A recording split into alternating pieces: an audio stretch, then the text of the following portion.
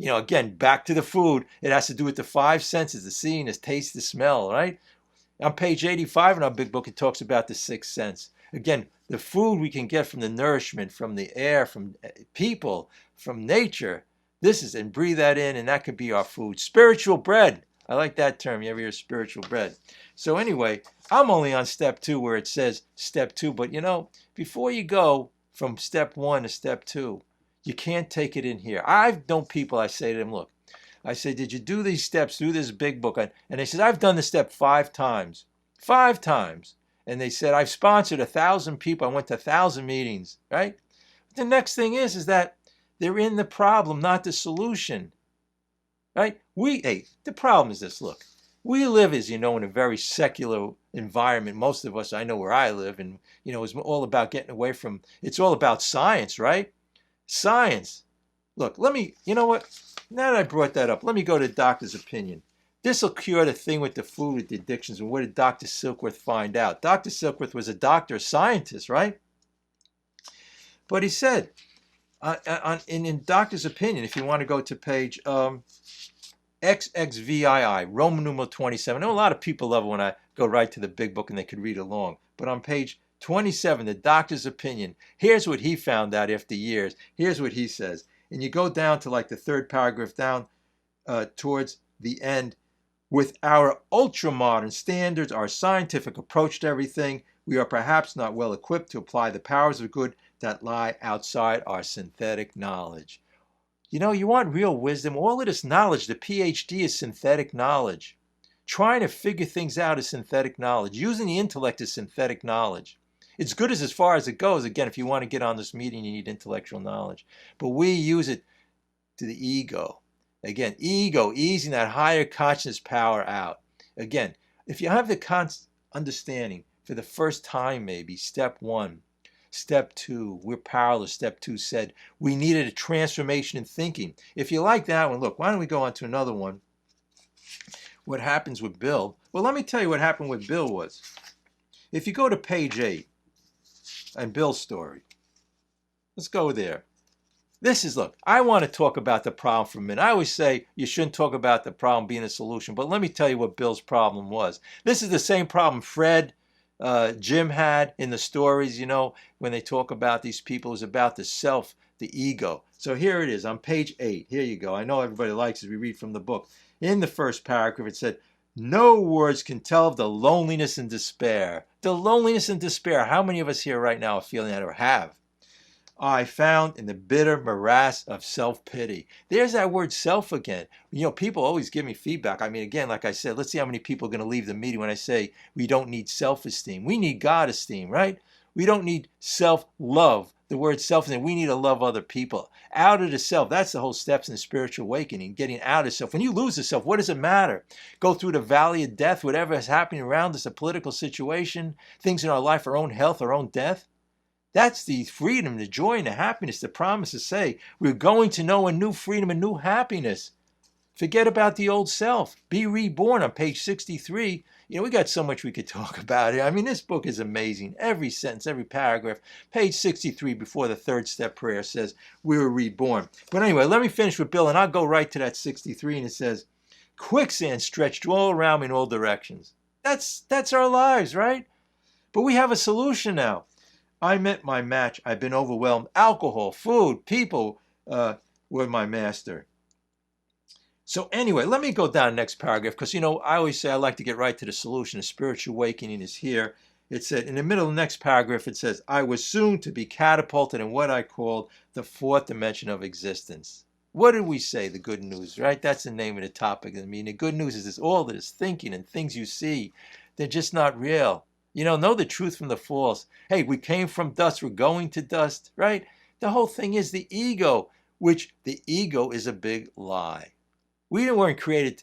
Ego is making ourselves a higher power God. We got, finally, I had to surrender. That's a spiritual awakening there. If you can surrender right at this meeting, step 1 alone. Look, I just tell you step 1.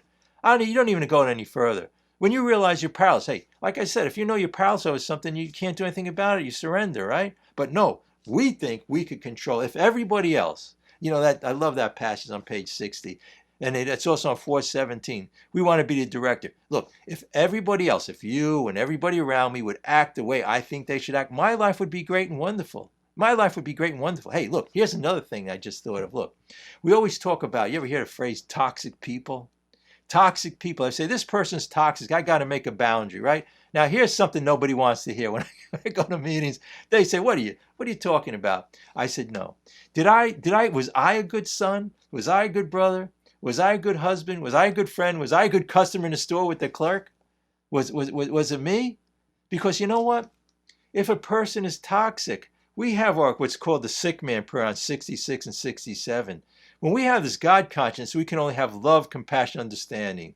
So if somebody in our life is jumping up and down like an idiot, hey, they say hurt people hurt people. If they're giving you a hard time pushing your buttons, it says in here, we can only sit there and smile. How crazy are they? But listen, who's the crazy one? If we take it into our heart to become crazy over what some crazy person said, that's the insanity. They say if you try to figure out a crazy person, you become crazy. So this is revolutionary thinking. It's called a paradox. It's the koans. It's in life. And if you don't believe me to all of these things and you don't agree, and if you want to say, hey, look, this meeting's not for me, look, just ask yourself one question. How's it working out for you so far? How's it not surrendering? How's it trying to figure out everything in your life? We can let go and be right now happy, joyous, and free. The promises say, it says we can be new freedom, new happiness, not regret the past nor shut the door on it. We comprehend the word serenity. That's the real wisdom in life. The real wisdom in life is having God consciousness, which was inside us all the time. Again, I always say this, people come here and you see the word God or higher power, whatever it is. And a lot of people say, okay, I'm going to leave and go the other way. But in We Agnostics, it said we had faith all along. It says on page 54, didn't we believe in material things, things of the world, money, success? We had faith in those things. But like I say, I'm going to say it now. Here's my whole thing with the climbing Mount Everest. When the guy climbs, he spends hundreds of thousands of dollars. He maims himself. He gets on top of Mount Everest. It's a momentary pleasure. The same with the food addictions, momentary pleasure, the alcohol, the drugs. Getting people to like us is a momentary pleasure. If all of a sudden everybody in the world liked you, you might be happy for a short time. Then you try to figure out something else you got to be happy about. Pleasure. Look, that's called pleasure. Pleasure brings as much devastation on the other side. If you base your life on whether people, can like you or not like you, then when somebody doesn't, if that's your measuring stick, the same measuring stick you use for others, that's the way you're going to be measured in life. These are all things we hear, just common sense things. So if how about the thing when we gossip about people? What does gossiping come back to us? Because the reason is not so much the other person hears and all it is, but we're measuring another person. So what do? We're making a measuring stick. So in our lives, we say, hey, look at what that person does. Then can we forgive ourselves? We're setting ourselves up for failure. It's called pride. Pride. All of these 7 deadly sins, pride, envy, lust, they're all things of material things.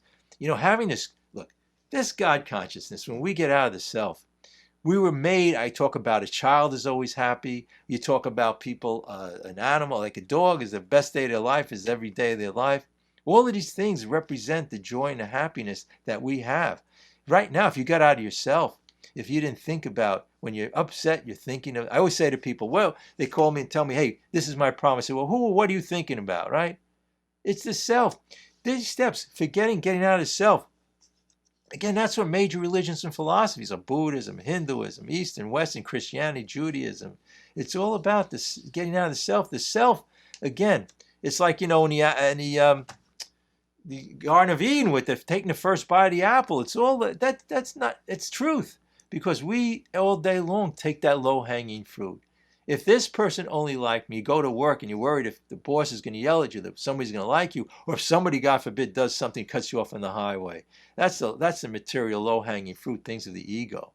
That's going to make us so miserable. There's a few sayings for that. Why would I let a person live rent-free in my head? Or another one is, if I'm pointing a finger at somebody, 3 are pointing back at me, right? It's all truths. It's all truths. And, the things we think about, the things we carry on about in life, there's no need for it. There's no need to figure it out anymore. I know what people say, and I hear it all the time. Let me get into what happened and figure it out. In our 4th step, it says we look at the past, we don't glare at it. To sit there for 20 years and analyze the past didn't work for me. I'm not saying, look, everybody has their own way of doing things. But I tell you, in a moment of inspiration, I was driving my car. I was working these steps, finally through this big book and working the steps, and I started to think resentment towards somebody. I says, Bob, you don't have to think that way. It's not true anymore. That comprehension, that total understanding of what life is all about, it's not about me. I'm not the whole world I'm carrying around on my shoulders, right? It's not about me and my little plans and designs, right? You know, if I have a problem today, again, I'm the problem, right? It's all about the perception. 90% of your problem is perception. I said 10 people in the room all have a different perception about a problem.